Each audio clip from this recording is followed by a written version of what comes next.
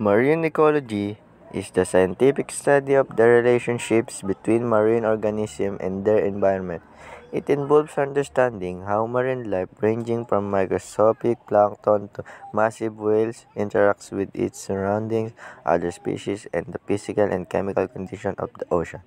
Marine ecosystems such as coral reefs, open ocean, mangroves, and deep sea environments are incredibly diverse and complex. Marine ecologies focus on topics like biodiversity, food webs, habitat interaction, environmental factors, human impacts, conservation.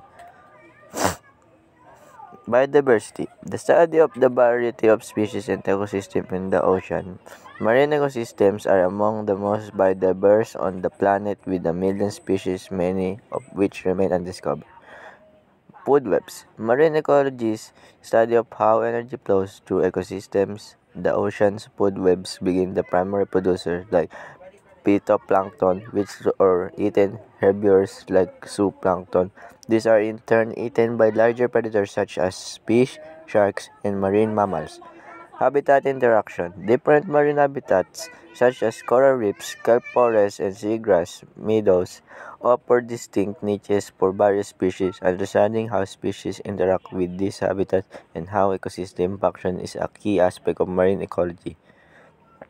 The study of marine ecology is vital to understanding how the ocean works and how to protect and sustain its health, as oceans are crucial for regulating climate, providing food, and supporting global biodiversity.